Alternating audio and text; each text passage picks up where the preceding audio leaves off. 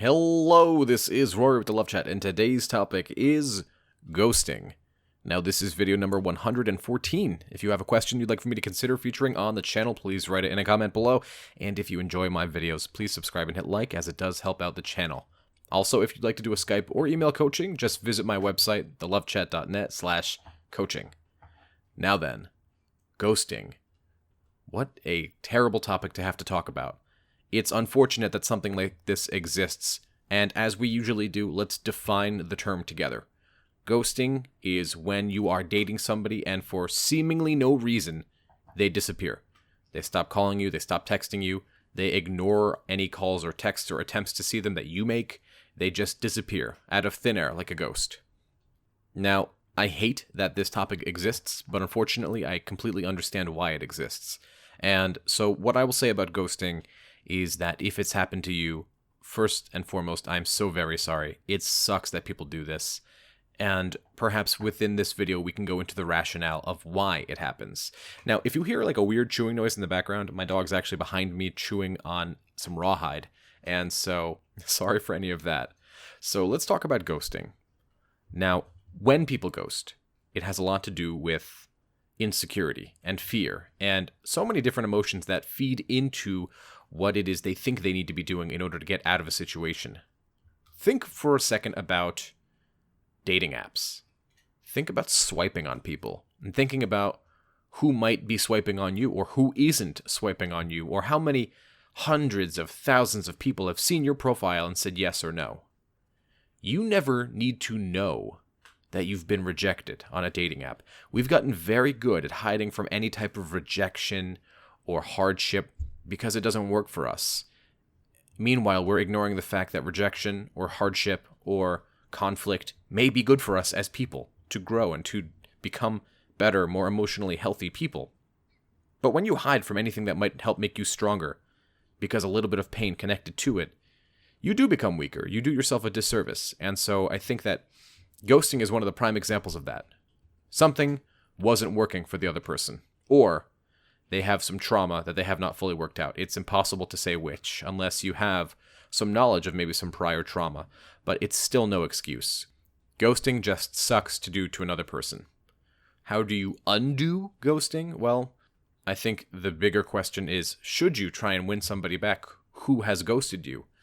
I think that it is an extremely unhealthy behavior, and you might run the risk of it just happening again. People ghost for a whole host of reasons. The relationship wasn't working, they weren't that into you, they're not that attracted to you. Perhaps there was a big fight or argument and the other person is not good at conflict, or perhaps they don't like the way in which you deal with conflict with them. It's impossible to say for sure, but what we do know is that ghosting is designed to avoid consequence.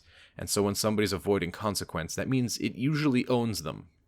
So the bigger question to ask here is, should you even attempt to win somebody back who has ghosted you? It's not easy, because when somebody ghosts you, when they disappear, it's really hard to deal with, because it's almost as if you have no idea why they're doing this. If something happened to them, maybe they're hurt, maybe they can't contact you for some reason, and it allows your mind to wander into the place of fear and anxiety and, what did I do wrong? I don't understand. Why couldn't they just be here to tell me what happened? I'd gladly fix whatever the problem was if they just let me know.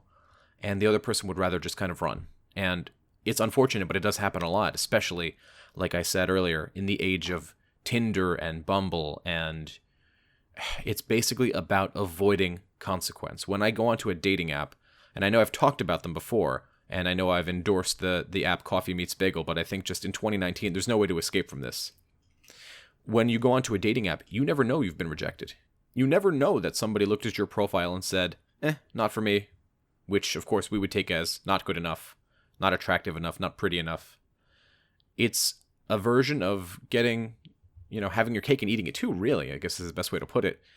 You don't ever need to know that somebody thought that you weren't good enough. You never need to deal with that rejection. And ghosting is similar, because it's not necessarily rejection for the other person who's running away, but it's avoiding that confrontation.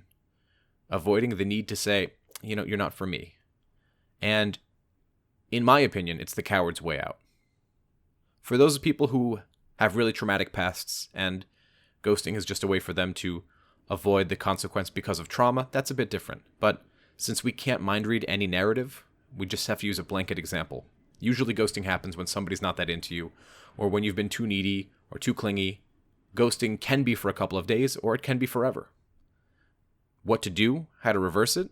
Well, the same advice I always give, because it's effective, and because it's centered on you, which you're the star of this movie, and so you have to develop your character. Allow yourself to focus on you. The questions that you want answered, you may never get the answer to, and I think that causes a lot of people to really internalize and say, well, why wasn't I good enough? Why wasn't I man enough or pretty enough or whatever they might ask themselves? And the response is, it really does have nothing to do with you. However, it does have to do with the other person's inability to deal with conflict. It has nothing to do with you. And if they felt that you weren't good enough, they've got it wrong. They weren't good enough for you. That's all I had for today. If you found my video helpful, I'd be very grateful if you'd subscribe and hit like. Please leave a comment below and tell me what topics you'd like me to cover in the future. Additionally, if you'd like extra videos every week, private live streams with me, and free giveaways of my book when it comes out, just visit my Patreon, www.patreon.com/thelovechat. Now, I will be going away on a small vacation from the 28th to the 6th, and so during that time, I will try and have some videos pre-scheduled for you guys. But if you need even more, feel free to check out the Patreon. There's something like 30 extra videos on there, so obviously, you know me, I'm not sales pitchy, but it's there if you want it. Just remember that I'm proud of each and every one of you, and I hope that you're all going to go out there and kick life's ass today. And I'll speak with you all next time.